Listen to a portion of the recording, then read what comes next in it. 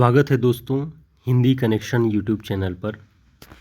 आप सभी आज यहाँ कबीर के कुछ चर्चित दोहों की व्याख्या के बारे में सुनेंगे।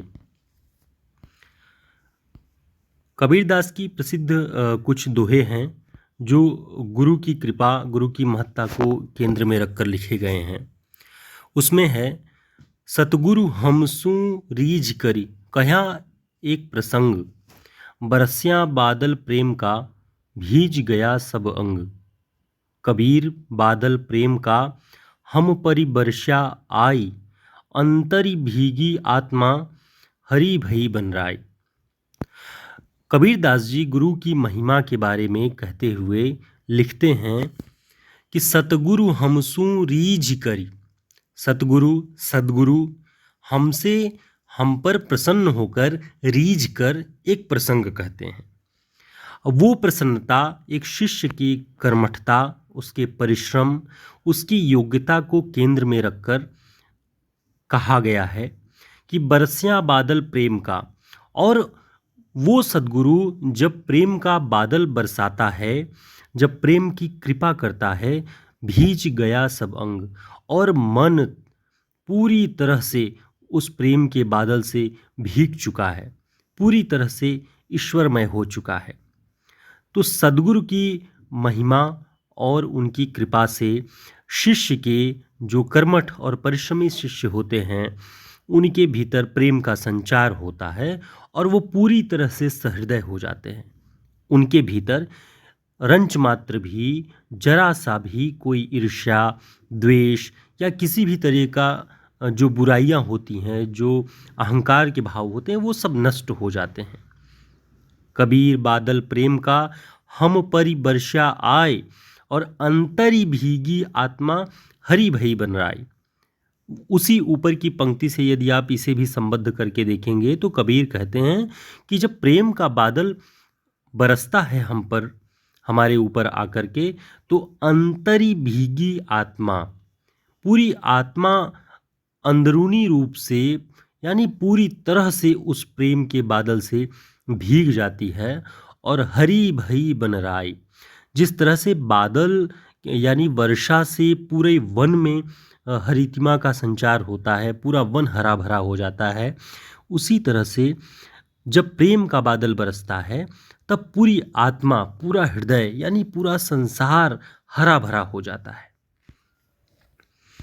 अगला दोहा है, बूढ़े थे परि उबरे, गुरु की लहरी चमंकी, और भेरा देखा जर्जरा, उतरी परे फरंकी।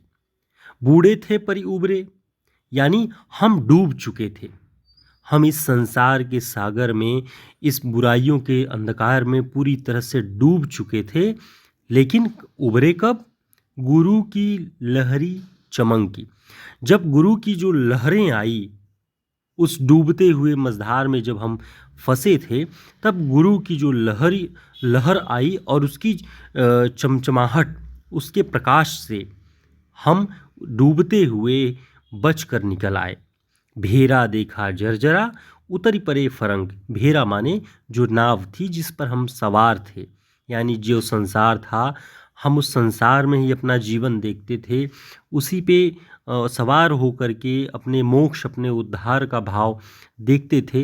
लेकिन जब वो देखा जर्जर होता हुआ संसार, ईर्ष्या में, द्वेष में, माया मोह अंधकार में, धर्मांधता में, यानी रूढ़ संस्कारों में, तब ऐसे जर्जर नाव को हमने छोड़ दिया और उतरी परे फरंक, उस नाव से हम, फरंक माने तुरंत, कूद पड़े। और ये तुरंत कूदना कब हुआ? जब गुरु की लहरी चमक, गुरु की लहर, प्रकाशमान लहर जब हम तक पहुंची, तब हम डूबते हुए उस नाव को छोड़ करके बच निकले।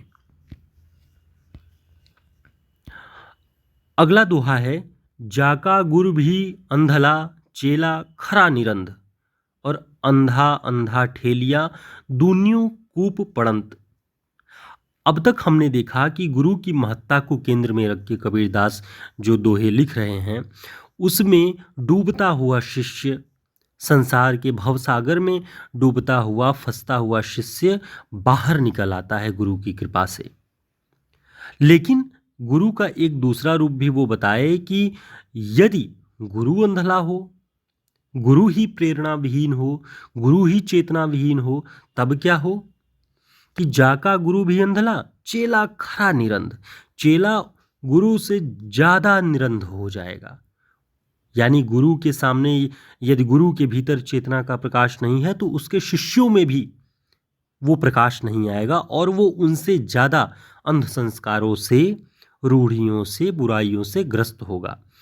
और ऐसी स्थिति में अंधा अंधा ठेलिया दूनियों कूप पड़ंत। और जब गुरु भी अंधा, शिष्य भी अंधा, दोनों के भीतर चेतना का संस्कार नहीं, चेतना की जागृति अवस्था नहीं, तब ऐसे अंधे एक दूसरे को ठेलते ठेलते दूनियों कूप पड़ंत और अंत में जाकर दोनों ही किसी गहरी खाई में, कुएं में डूब जाते हैं। इसलिए गुरु का प्रकाशमान होना, ज्ञानवान होना, चेतना संपन्न होना और प्रेरणा स्रोत होना बहुत ही आवश्यक है।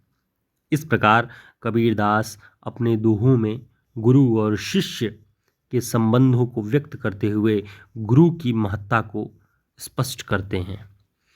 आगे कबीरदास के और दोहों के साथ हम उपस्थित रहेंगे। बहुत बहुत धन्यवाद।